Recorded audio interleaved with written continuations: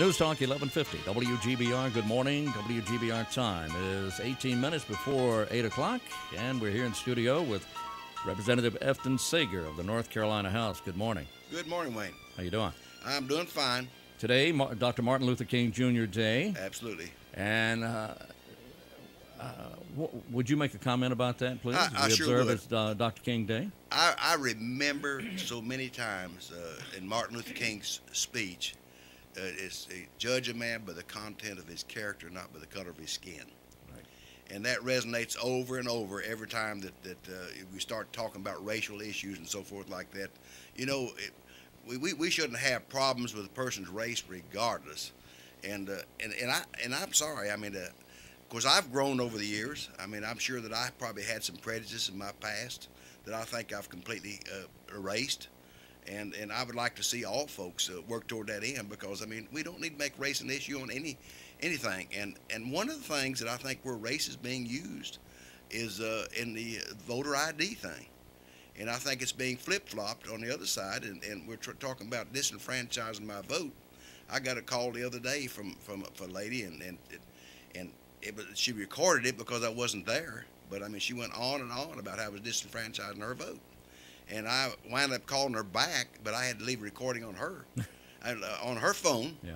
And of course, I would like for somebody to explain to me completely why they think that's the case.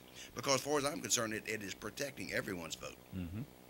And, Now, I understand that one of the arguments is that the people who do not have or would be against the voter ID is that some of the people in question would not be able to get an ID of some sort. but they can, absolutely free from the Board of Elections. That's the way it's set up. It don't cost anything. That's been taken care of. I mean, all those things that people had objections to, I mean, we looked at and we said, well, maybe there is a problem there. If there is, let's correct it. It's corrected, and it's been fully funded to take care of that. I would like to think that these people are also people who buy, shop, trade, local stores and such, and at times are required to have an ID of some sort. Yeah, it's everybody should have an ID. Like I said, every time you turn around and say, well, you got to have an ID to get medicine.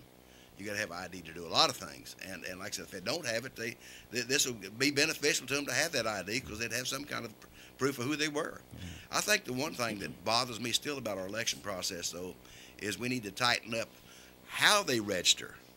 We still don't have nothing, strong enough there when they can register and get on the books, and they may not even be U.S. citizens. So we still got problems to work on there. I think that's where it starts. I think there's a problem there also. So I mean, we are a free country. We need to take our voting seriously, and like I said, when we don't have some kind of control to make sure that there's no fraud in it. And they'll say, well, I haven't seen any evidence of voter fraud. Well, they haven't looked, because when you have the lady, the city councilman from Morrisville, that voted twice, and she said, well, I didn't think my first vote counted. I mean, and we don't need that kind of city councilman to start off with. I think over the last 10 years there have been several incidents of voter fraud, perhaps not on a wide scale, but still it's there. And I recall, Wayne, back in 1998 when I was on the County Board of Elections, and we had a real problem as far as somebody that voted, and they logged him instead of his dad, and it was a junior and a senior. Mm-hmm. And so when he went to the vote, he couldn't vote. So, I mean, like I said, that's one of them cases where make sure the right person is being checked off. Which is a good example of perhaps not voter fraud, but perhaps mistakes being made. Absolutely. It can help there, too. And I know the people that I was on the Board of Elections with at that time, and also Chester Beverly, who's been on the Board of Elections since then. I've talked to him, and the people at the local level, I'd say 90% of them I've talked to say that it'd be a good thing. And I wish we could do something with it. It's stalled. It don't look like we're going to get any help from the other side of the aisle, but maybe eventually we'll come together. Okay, well, let's talk about the aisle as it is, and let's talk about what's going on in Raleigh. Well, what's happening right now? Where are you guys? Actually, they got a full appropriations, joint appropriations meeting on this coming Wednesday, and this is one of the things that we decided to do throughout when we're not in session, mm-hmm. to have a checkup based on how our revenues and expenditures come along, and it looks good. And like I said, last count I had, we had about $500 million above what was projected, and that's good. It's on the plus side, not on the minus side. So I think when we get ready to readjust our budget this year, it should be a very simple process.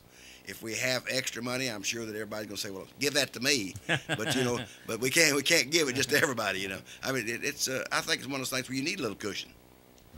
And I won't be there for the appropriations meeting because I'm on that committee, but I've got a medical procedure that day, and so I mean, I've already notified them I won't be there. I think it can probably kind of chug along without me this time. I also understand that there was a meeting between you and a Mr. Dixon that was supposed to take place. I'm glad you brought that up, Wayne, because it's in the paper yesterday, and said it was going to be a town hall meeting at the Republican headquarters for the Citizens for Constitutional Liberty. And it was scheduled, and since I've got this procedure coming up, we're not having it now. It will be at a later date, and there'll also be one we're going to schedule in Duplin County. The people up here get a chance to meet Mr. Dixon, and the people down in Duplin get a chance to meet me.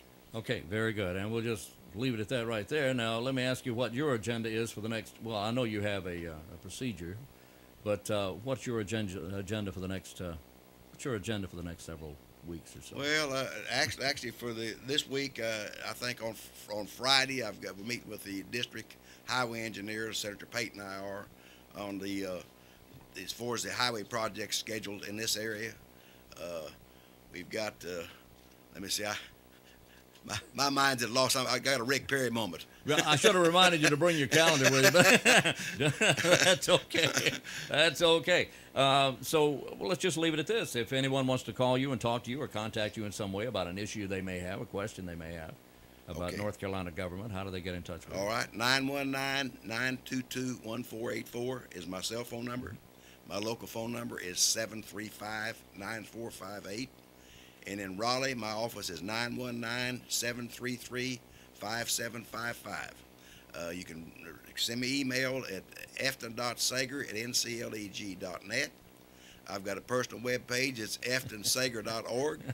And if you want to get a hold of me, please do. And anytime you email me, put your phone number on there so I can contact you. I don't know how in the world people could not get in touch with you because there's so many different ways of doing it. You certainly make it easy for someone to get in touch with you. And if you have to, we'll meet down at Hardee's. Okay. Or McDonald's. I don't want to slide anybody. You can't. You got to cover all the bases here. There you go. What about the Eagle's Nest? Do we want to include the Oh, Eagle's yes. Nest? Hey, the people at the round table give me a fit if I didn't mention them. Representative Efton Sager, thank you again for being with us today. Thank you, Wayne.